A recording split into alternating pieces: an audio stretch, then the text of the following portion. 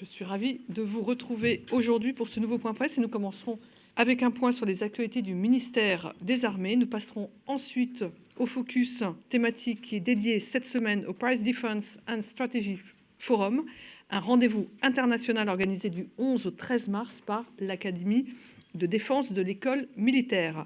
Et à ce titre, nous accueillons aujourd'hui le général de corps d'armée Hervé de Courrèges, président de l'Acadème et directeur de l'Institut des hautes études de défense nationale et de l'enseignement militaire supérieur. Il dressera donc les enjeux de ce forum stratégique. Nous poursuivrons avec le point sur les opérations militaires françaises avec le colonel Guillaume Vernet, porte-parole de l'état-major des armées. Du côté de l'actualité du ministre des Armées et de la ministre déléguée aux anciens combattants et à la mémoire, ce mardi, le ministre a inauguré le pôle recherche de l'Agence ministérielle de l'intelligence artificielle de défense sur le campus de l'école polytechnique. Et demain, la ministre déléguée chargée des anciens combattants et de la mémoire se rendra sur la base aérienne 115 d'Orange pour venir à la rencontre d'aviatrices aux métiers différents. Mécaniciennes, contrôleuses aériennes, commando, parachutistes, logisticiennes, instructrices ou maître chien, autant de parcours qui pourraient susciter des vocations dans les armées. À quelques jours de la Journée internationale des droits des femmes, ce samedi 8 mars, je profite de ce point presse pour rappeler que le ministère est résolument engagé en faveur de l'égalité et de la mixité au sein des armées. Avec 17% de femmes militaires, l'armée française est l'une des armées les plus féminisées au monde. Présentes dans toutes les fonctions et sur tous les théâtres d'opération, les femmes bénéficient des mêmes règles d'équité professionnelle et de rémunération que les hommes, sans aucune autre considération que la compétence et le mérite. Je débute les actualités avec la tenue d'un colloque organisé par la mission Libération du 20 au 23 mars.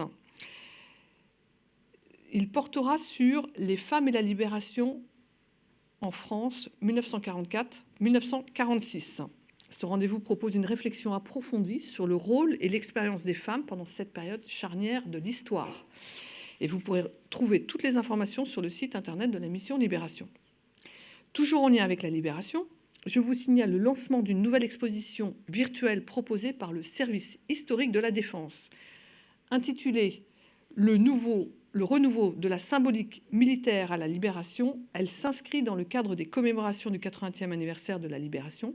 Alors que l'armée française se reconstitue, ses unités renouent rapidement avec une tradition essentielle, le port des insignes militaires.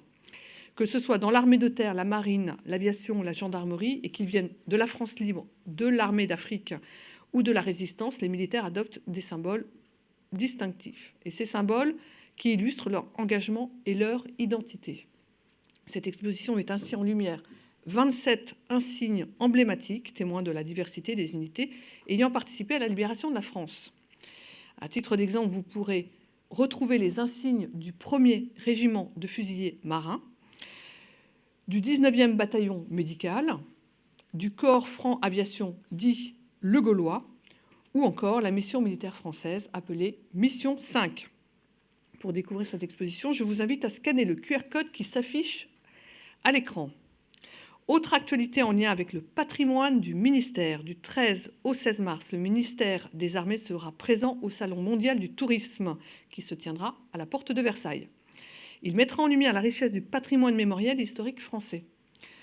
Deuxième acteur culturel de l'État, le ministère assure l'entretien, la conservation et la valorisation d'un grand nombre des sites mémoriels répartis dans plus de 80 pays. Et en cette année du 80e anniversaire de la Libération et de la Victoire, la programmation mémorielle du ministère illustrera plusieurs événements clés de cette période historique. Parmi eux, la libération des poches de l'Atlantique, de la Manche et de la mer du Nord entre avril et mai 1945, la victoire du 8 mai, la capitulation du Japon le 2 septembre, ainsi que le retour de la France sur la scène internationale et la reconstruction de son industrie de défense. Ce sont autant de jalons essentiels pour comprendre l'histoire et préserver la mémoire de ceux qui se sont battus pour défendre les valeurs de la République. Je passe maintenant à un événement en faveur de l'engagement des jeunes qui se tiendra la semaine prochaine. Le 15 mars se tiendra la 3e édition du PMMD. Cette journée baptisée Jeunesse au large rassemble une fois par an la plupart des centres de préparation militaire d'un même arrondissement maritime. De nombreuses activités seront organisées sur tout le territoire et un événement central se tiendra à La Rochelle avec une cérémonie présidée par le chef d'état-major de la Marine, l'amiral Vaujour. Cet événement rassemblera près de 400 stagiaires des PMM avec leurs instructeurs, le Bagad Lanbiwe, une délégation du bâtiment d'essai et de mesure Monge et plus de 150 jeunes issus de l'enseignement général, professionnel ou maritime. En parallèle, plusieurs ateliers et conférences seront organisés.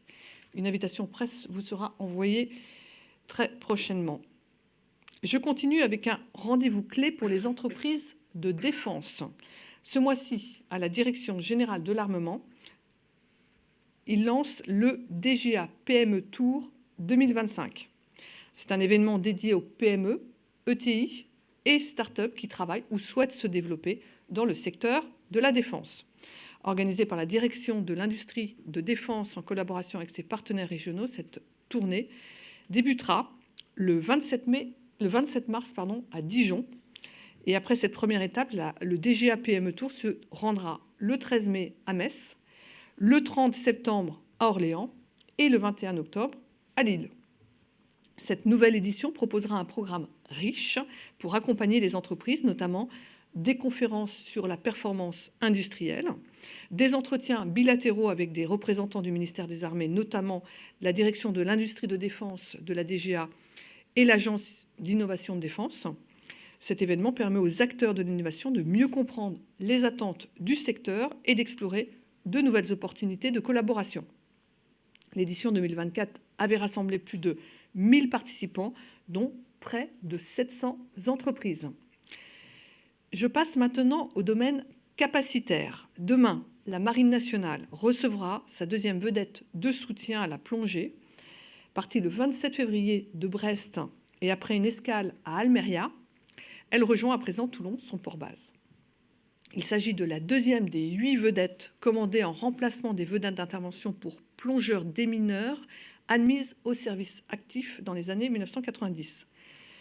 L'arrivée de ces unités dans la Marine nationale participe au renouvellement des capacités navales de lutte contre les mines et les engins explosifs improvisés prévus dans la loi de programmation militaire.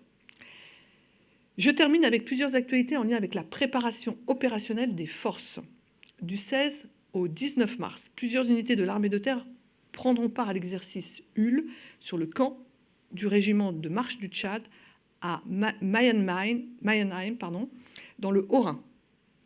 Lors de cet exercice tactique interarmes, le régiment de marche du train s'entraînera sur un scénario de haute intensité aux côtés d'une compagnie du 8e régiment parachutiste d'infanterie de marine et d'une compagnie du 13e régiment de génie.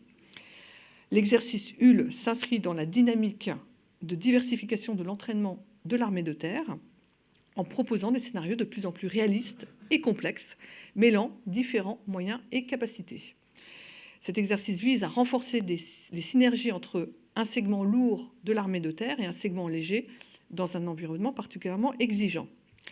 Un accueil média sera prévu pendant l'exercice. Pour plus d'informations, je vous invite à vous rapprocher du CIRPA Terre. Je poursuis avec un exercice de l'armée de l'air et de l'espace. Du 3 au 7 mars, l'escadron d'hélicoptères 367 Parisie accueille un détachement de deux hélicoptères CH-47 Chinook et 30 militaires de la Royal Air Force pour un entraînement conjoint sur la base aérienne 107 de Villacoublay. Cet entraînement vise à accroître l'interopérabilité et à renforcer les liens entre le H-367 français et le 18th Squadron britannique. Il s'agit de la 5e édition de cet exercice baptisé Pegasus, en référence au Pégase commun aux deux insignes.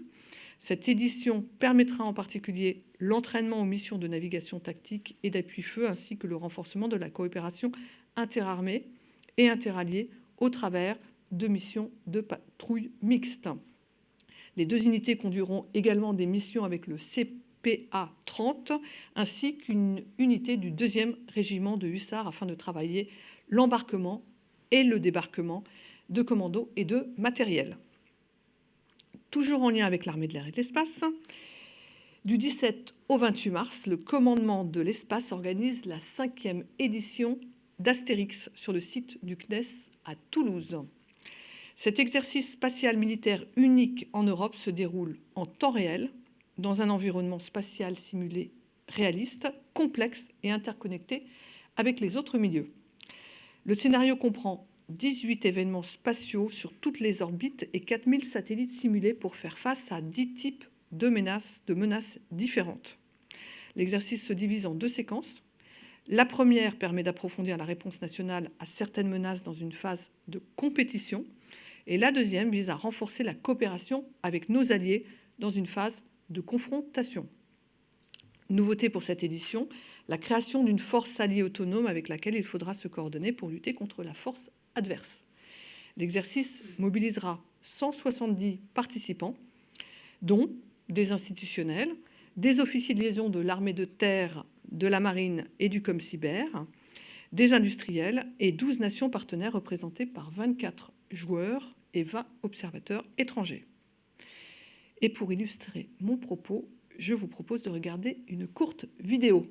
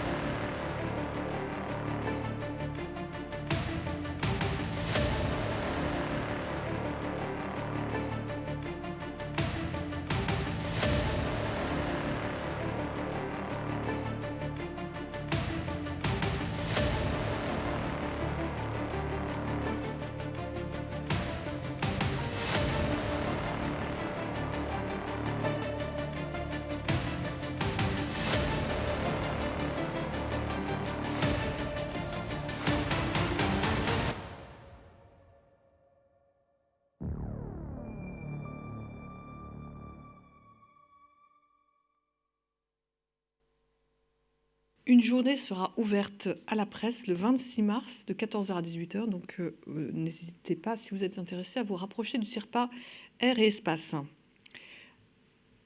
Avant de passer au focus thématique, avez-vous éventuellement des questions sur les actualités du ministère? Donc je vais passer maintenant au focus. Avant de passer au focus, je voulais quand même vous signaler la sortie du dernier numéro de Col Bleu, qui célèbre ses 80 ans et qui fait peau neuve. Et pour l'occasion, des exemplaires seront mis à votre disposition à la sortie de ce point presse. Donc, je passe au focus thématique et le Paris Defense and Strategy Forum. L'Académie de défense de l'école militaire organise donc du 11 au 13 mars prochain la 2e édition de ce forum stratégique international. Après la Lituanie en 2024, les Pays-Bas seront mis à l'honneur pour cette édition et cela témoigne de l'étroite relation de défense unissant les deux nations. Placé sous le haut patronage du président de la République, le Paris Defense and Strategy Forum est un espace privilégié de réflexion et de dialogue et il sera inauguré par M. Sébastien Lecornu, ministre des Armées. L'ambition et également par M. Ruben Brekelmans, ministre de la Défense du Royaume des Pays-Bas. L'ambition du Paris Defense and Strategy Forum est claire, permettre à la pensée stratégique française et européenne d'apporter une contribution au débat sur les questions de sécurité et de défense. Et durant ces 3 jours, des experts français et internationaux, civils et militaires, échangeront sur les enjeux et perspectives du retour de la guerre en Europe. Ils aborderont l'évolution du contexte stratégique dans son ensemble, ainsi que les défis posés par les transitions technologiques, informationnelles et sociétales. Mais je n'en dis pas plus et je vais maintenant céder la parole au général de Courrèges. Général, je vous en prie, c'est à vous. Merci, Madame la déléguée, pour cette introduction. Et donc, me voici vous parlant de ce Paris Defense and Strategy Forum. Depuis janvier et le début du nouveau mandat du président Trump, nous assistons à une accélération sans précédent des équilibres entre continents. Dans ce contexte, la réflexion stratégique en Europe n'est plus seulement essentielle, elle est devenue indispensable. Avec en premier lieu cette question clé que nous avons tous en tête: comment garantir la sécurité de notre continent après avoir ignoré depuis si longtemps le retrait pourtant annoncé des États-Unis d'Amérique? Aussi, dans cet agenda bien tourmenté, la France a souhaité organiser à Paris, pour la deuxième année consécutive, un forum de réflexion stratégique, le Paris Defense and Strategy Forum, qui se tiendra du 11 au 13 mars prochain sur le site de l'École militaire. Ce forum, cette année, a été placé sous le haut patronage du président de la République française et sous celui de la Commission européenne. Il sera un temps de réflexion attendu pour penser, débattre et bâtir. Le contexte international précédemment évoqué nous a conduit à conserver la thématique centrale choisie en 2024. L'Europe à la croisée des chemins. Quel meilleur thème! Notre continent semble en effet l'être plus encore que l'an dernier. Il doit choisir dorénavant sa route. Pour guider nos pas, pour nous montrer le chemin, 3 axes de réflexion ont été proposés. Les architectures et coopérations de défense et de sécurité, pour répondre à la question des alliances, les enjeux régionaux et géopolitiques, pour répondre à la question du monde que l'on souhaite, et enfin, la dimension capacitaire et technologique des armées pour répondre à la question des moyens. Inscrire ce forum dans l'agenda des grands rendez-vous internationaux de réflexion stratégique, et je vous les rappelle, Singapour, New Delhi, Varsovie et encore Munich, le plus récent, impose de conserver une identité tout à fait particulière. Un mot donc sur cette jeune identité du PDSF. Ce forum, c'est tout d'abord la structuration thématique que je viens de vous présenter au travers de ces 3 axes majeurs qui vont nous permettre de traiter l'ensemble des thèmes liés à la défense et à la sécurité nationale, concept, comme vous le savez, du livre blanc de 2008. C'est ensuite la singularité d'avoir un forum qui est organisé par l'Académie de défense de l'École militaire ou encore Academ, qui a fêté sa première année d'existence en octobre dernier.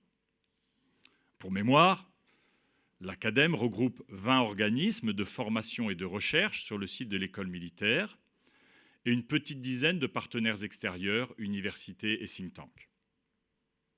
Ce portage d'un forum par cette diversité d'organismes lui donne une teinte particulière, moins universitaire que bien d'autres.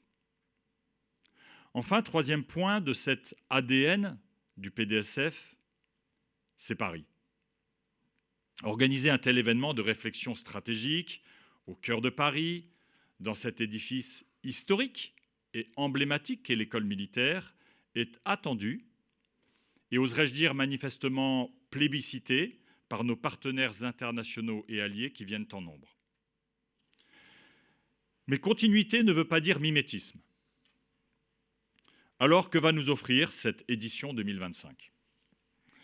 Le contexte nous pousse à une plus grande et large ambition. Tout d'abord, cette édition sera politique.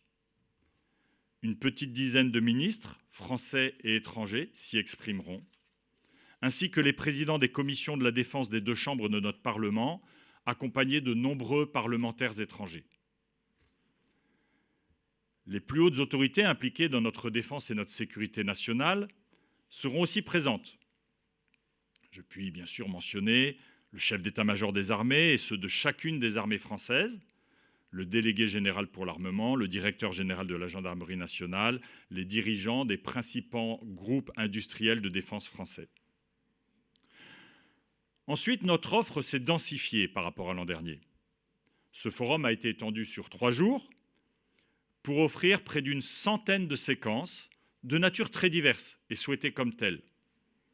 Conférences, keynotes, tables rondes, ateliers de réflexion ou de simulation de jeux stratégiques, séquences fermées souhaitées par de hautes autorités. Toutes ces séquences permettront à 355 conférenciers, politiques, universitaires, chercheurs, officiers industriels, politiques français comme étrangers, d'intervenir et de débattre. Il m'est bien évidemment impossible de lister l'ensemble des séquences qui vous seront proposées. Je dirais simplement que toutes les questions sécuritaires du moment seront abordées. Du nucléaire au naval, en passant par le spatial qui vient d'être présenté, la Chine, la mer Noire, le renseignement, l'environnement, les drones, le Moyen-Orient, l'Afrique, la lutte informationnelle, les Balkans, les biotechnologies, l'intelligence artificielle, les métaux rares, la protection du patrimoine en lieu de guerre et bien évidemment les alliances européennes et atlantiques ainsi que le conflit en Ukraine. Nous avons augmenté d'un tiers notre capacité d'accueil, passant à 4000 invités inscrits à ce jour, avec la volonté par ailleurs d'impliquer la jeunesse, puisque 500 jeunes ont été conviés à participer à ces échanges, à poser des questions et à s'investir sur leur avenir. La défense et la sécurité nationale touchent à beaucoup de domaines, vous le savez. Aussi observons-nous cette année un élargissement des sujets vers bien d'autres enjeux de nature stratégique. Quels sont-ils ? La souveraineté énergétique, l'alimentation, la résilience de la nation, sa cohésion et ses capacités structurantes. Mais au-delà de toute cette densité de matière à réflexion, ce forum est conçu d'emblée comme un remarquable lieu d'échange et de partage. Doté d'une application numérique dédiée qui favorise ce networking, le forum offre ainsi beaucoup de moments pour ces échanges. Icebreaker, déjeuner sur place, soirée de gala, et des lieux tout aussi propices. Agora, cafétéria permanente, salle de rencontre, espace privatisable pour les autorités qui le souhaitent. C'est aussi, et je pense que vous y serez sensible, un lieu de communication, avec un showroom accueillant de nombreux exposants, un salon du livre et un café stratégique qui sera animé en continu au cours des 3 jours.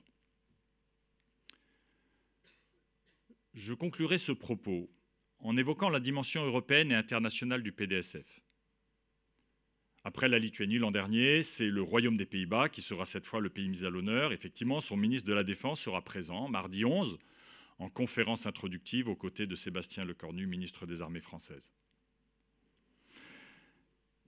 Mais il y a bien d'autres choses. Le chef d'état-major des armées françaises, le général Thierry Burkhardt, a souhaité inviter pour sa part tous ses homologues internationaux alliés. Une trentaine ont déjà répondu présent. Le président de l'Assemblée parlementaire de l'OTAN et la secrétaire générale adjointe de l'Alliance seront aussi présents.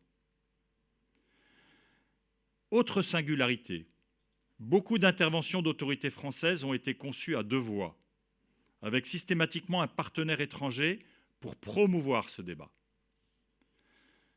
Bien évidemment, une traduction simultanée des interventions favorisera ces échanges et la compréhension de chacun. Voilà. Il me revient de conclure. Brève présentation de ce moment clé que nous allons vivre ensemble la semaine prochaine. Les soubresauts du monde et les inflexions stratégiques majeures auxquelles nous assistons justifient pleinement sa tenue. Il est parfois opportun, quand le monde change, quand le tempo s'accélère, de prendre le temps de cette réflexion, de l'écoute des autres pour bâtir un avenir ensemble. Je souhaite dès lors ardemment que ce PDSF 2025 nous offre ce temps de réflexion et d'échange propice pour aider notre continent à penser sa défense et promouvoir sa paix. Je suis prêt maintenant à répondre à des questions si vous en avez. Je vous en prie.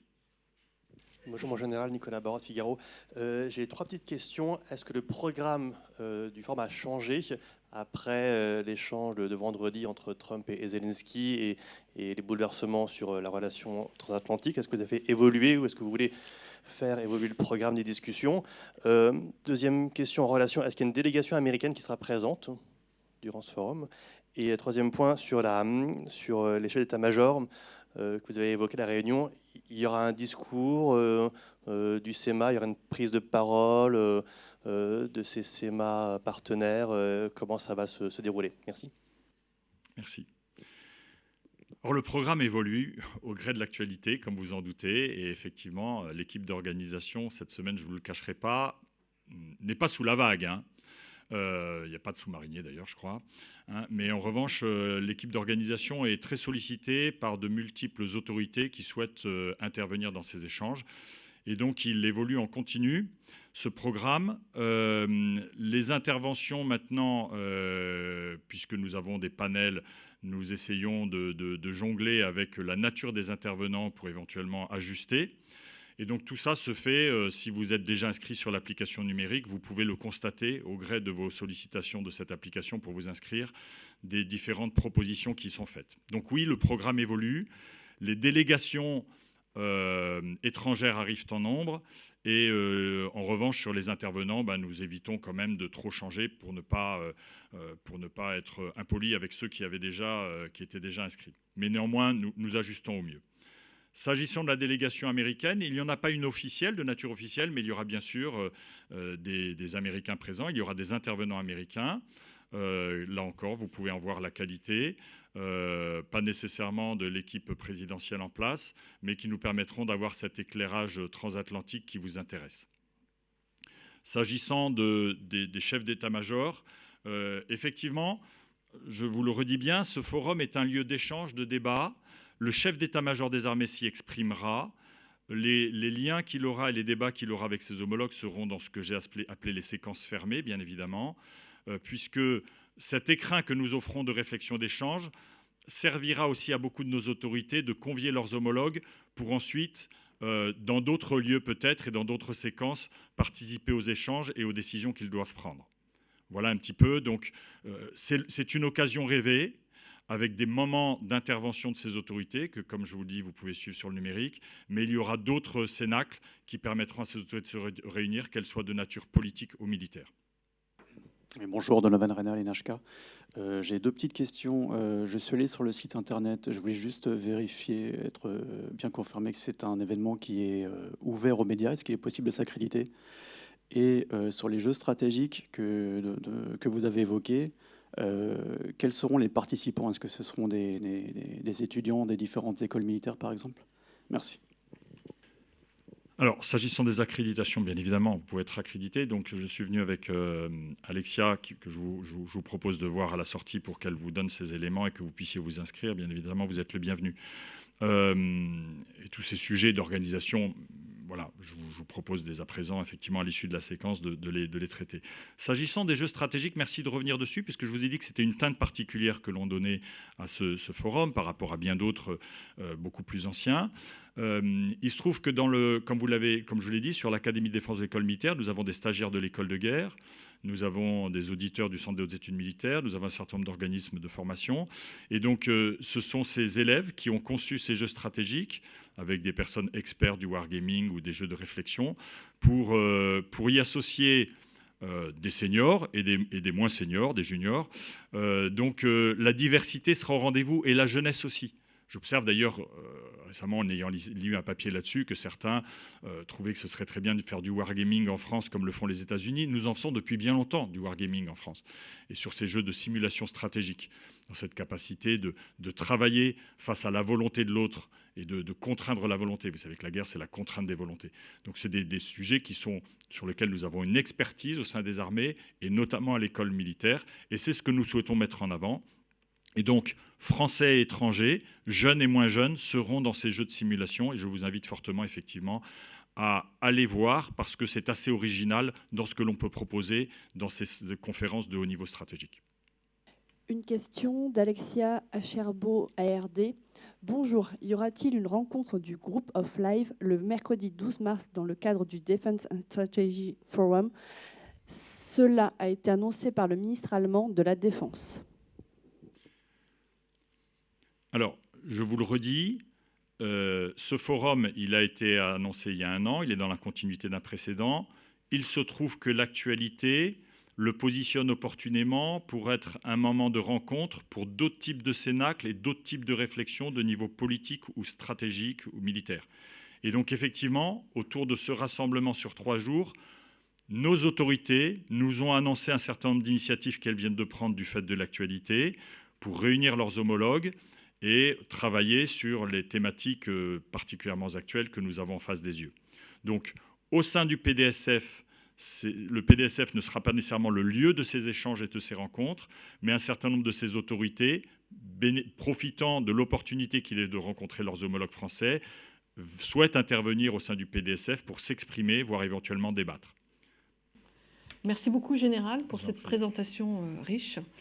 Rendez-vous donc la semaine prochaine pour ce forum stratégique international. Et place maintenant au point sur les opérations militaires françaises avec le colonel Guillaume Vernet, porte-parole de l'état-major des armées.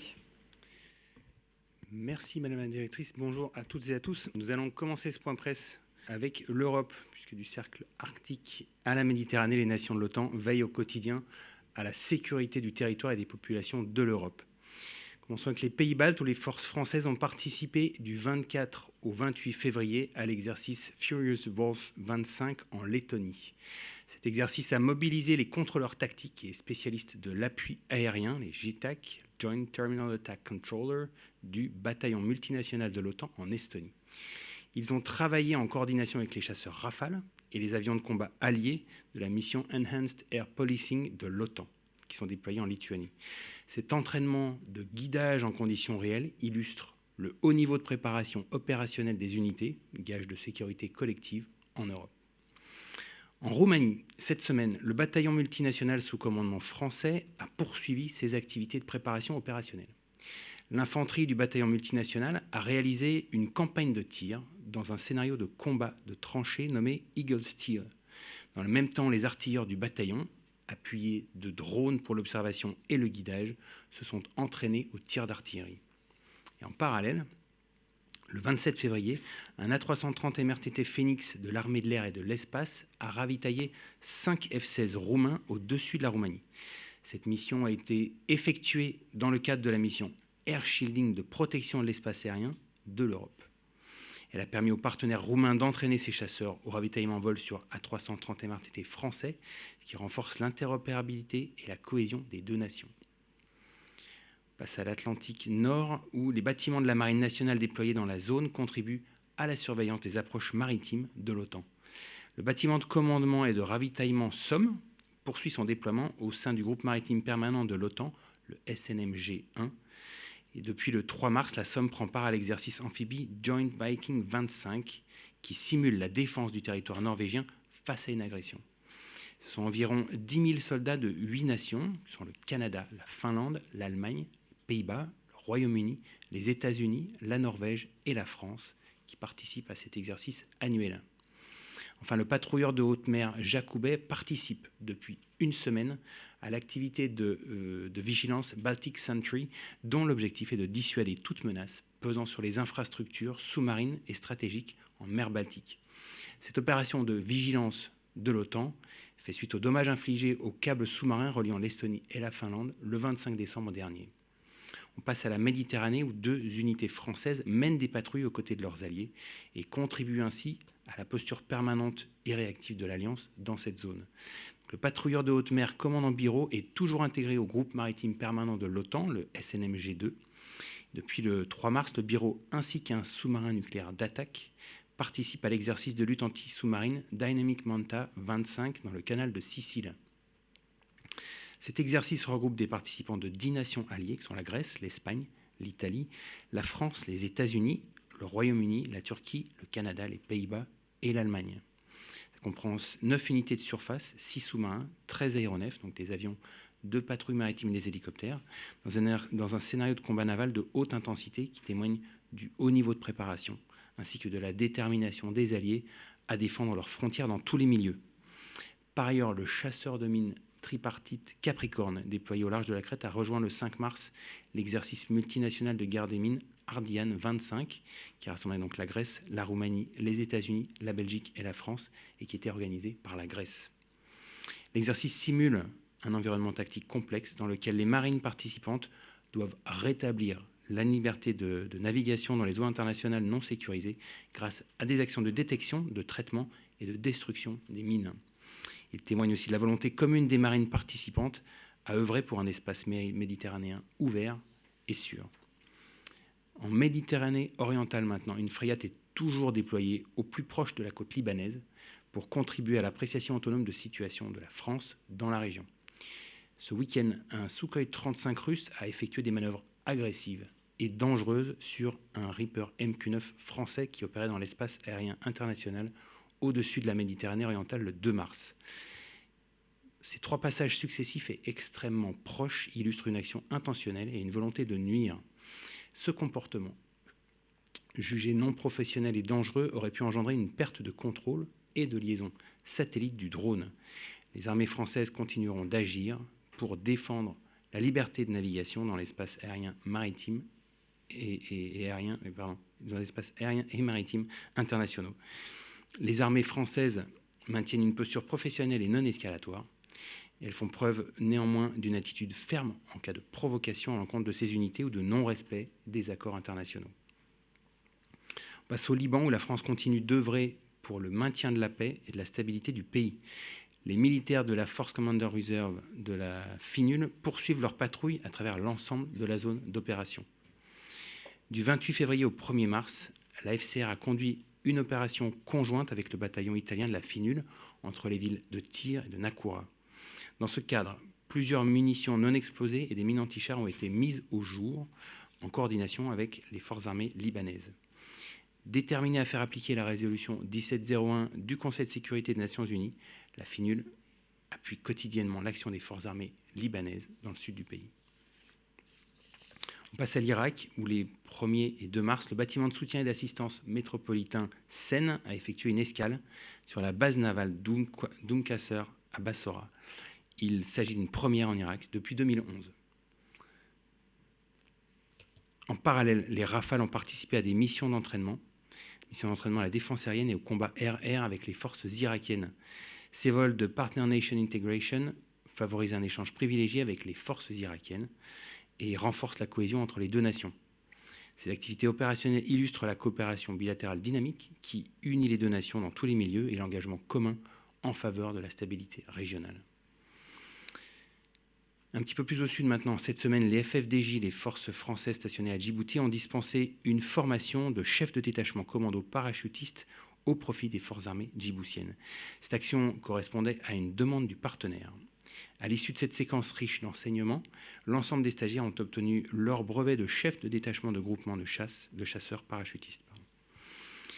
Par ces entraînements menés tout au long de l'année dans des domaines divers, aux côtés du partenaire djiboutien, les FFDJ contribuent à renforcer la protection du territoire djiboutien ainsi que la stabilité dans la Corne de l'Afrique.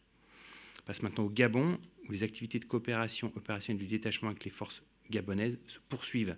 D'abord, une formation à la navigation côtière a été organisée au profit de plusieurs unités de la marine gabonaise.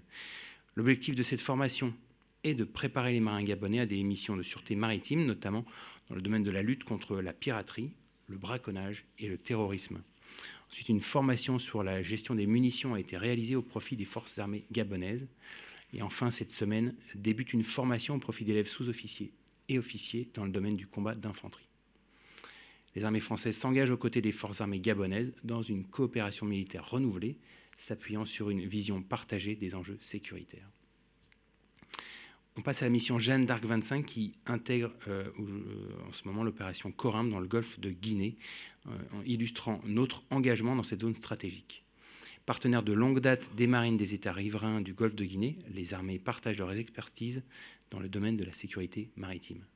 Après des exercices en mer avec les marines des États riverains, le PHA de la mission Jeanne d'Arc 25 fera escale à Abidjan, en Côte d'Ivoire, pour participer à un exercice amphibie et aéroporté aux côtés des forces armées ivoiriennes. véritable prolongement à terre de l'action en mer. Cette action verra l'engagement du groupement tactique embarqué, le GTE, du porte-hélicoptère amphibie, aux côtés des troupes parachutistes des forces armées de Côte d'Ivoire. Passe à l'Indo-Pacifique avec tout d'abord la Réunion, où 500 militaires des FASOI, donc les forces armées de la zone sud de l'océan Indien, sont engagés sur le terrain en appui des autres services de l'État et sur demande de concours de la préfecture suite au passage du cyclone Garance. À terre, tout d'abord, immédiatement après le passage du cyclone, les équipes de reconnaissance ont été pleinement mobilisées afin de concourir à l'évaluation des premières conséquences du cyclone, en particularité sur la praticabilité des axes de circulation. Après ces phases d'identification des obstructions, des équipes ont participé à la réouverture des axes majeurs de l'île. Ensuite, les moyens aériens, qui sont composés de 2 CASA et d'un A400M, assurent le transport des équipements nécessaires au retour à la normale sur l'île, à savoir des groupes électrogènes, des vivres, des lots, etc. On passe maintenant à la mission Clémenceau. Donc, le 24 février, le groupe aéronaval a appareillé des Philippines et a traversé la mer de Chine méridionale afin de rejoindre les côtes malaisiennes. Les exercices et les actions de coopération menés par le GAN au cours de son transit avec les forces armées du Vietnam, de la Malaisie et de Singapour entretiennent les partenariats des armées françaises en Indo-Pacifique. Le GAN est désormais en escale à Singapour avant de rejoindre l'océan Indien et de conduire l'exercice bilatéral franco-indien Varuna.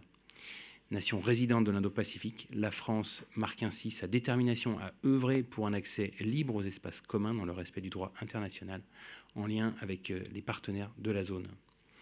On termine avec la zone Antilles-Guyane, où depuis le 17 février, un détachement de l'armée de l'air et de l'espace, composé de 3 A400M, 3 Rafales et un AWACS, est déployé en Guyane dans le cadre de la mission Bubo 25.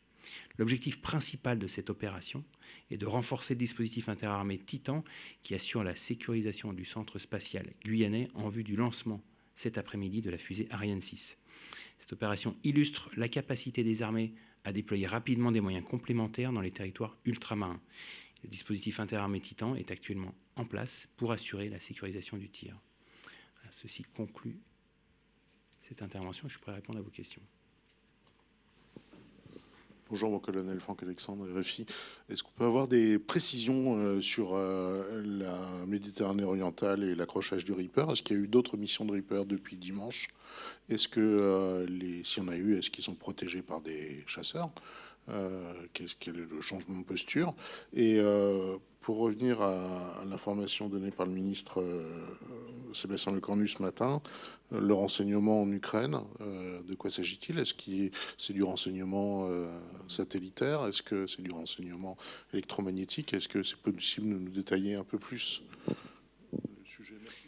Je vais commencer par votre dernière question. Donc, l'objectif opérationnel depuis le début pour la France, c'est bien de renforcer l'Ukraine dans les capacités critiques, lui donner la plus grande crédibilité et s'assurer que l'Ukraine est une force dissuasive face à la Russie. Et donc, on fait ça dans l'ensemble des domaines critiques. Vous le savez, on est dans un ensemble de coalitions, les frappes dans la profondeur, coalition de capacités aériennes. Et effectivement, donc ça a été indiqué par le ministre, il s'agit aussi de renseignement. Maintenant, vous savez qu'on ne s'exprime jamais sur la nature du renseignement, puisque c'est un sujet qui est particulièrement sensible. Mais c'est une activité qui fait partie de l'appui qu'on porte aux Ukrainiens. Pour revenir sur le sujet de la Médor, donc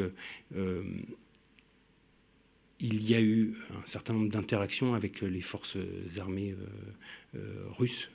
On en parle assez régulièrement à ce point presse. La particularité de celle-ci, c'est l'agressivité manifeste qui a été démontrée. Et ça, c'est une nouveauté. Est-ce que pour autant ceci marque un changement de posture pour les armées françaises? À ce stade, non. On ne va pas déployer un chasseur systématiquement aux côtés des drones. Vous savez que sur place, nous disposons de moyens autonomes, de moyens maritimes et ponctuellement des moyens aériens. Cette action n'est pas de nature à modifier notre engagement et notre volonté dans cette zone-là. Alors, vous voyez, effectivement, donc, il y a eu 3 passages successifs. Donc là, vous voyez qu'il arrive vers l'arrière avec une haute incidence, parce qu'effectivement, c'est une vitesse qui est assez basse pour lui. Et là, vous voyez, en ce moment même, on voit qu'il prend un petit peu d'inclinaison pour se placer en gardant le visuel sur le drone, parce qu'il y rentre dedans, c'est lui qui se met en danger. Donc il prend une petite inclinaison pour se placer à l'avant du drone et le mettre dans sa turbulence de sillage d'un avion de cet ordre-là. Donc la masse de l'avion génère un déplacement d'air qui est considérable. Donc c'est comme si, imaginez ça comme sur un bateau sur l'eau, ça crée une vague qui est considérable. Et cette vague, vis-à-vis d'un drone, serait de nature à provoquer sa perte de contrôle. C'est une action qui avait déjà eu lieu en mer Noire en 2023 d'un Sukhoi russe vis-à-vis d'un drone Reaper américain qui a provoqué effectivement la perte de contrôle du drone et sa disparition en mer. Merci beaucoup. S'il n'y a plus de questions, écoutez, on va clôturer ce point presse et je vous donne rendez-vous la semaine prochaine, jeudi à 11h pour notre prochain rendez-vous. Très bonne fin de semaine à tous.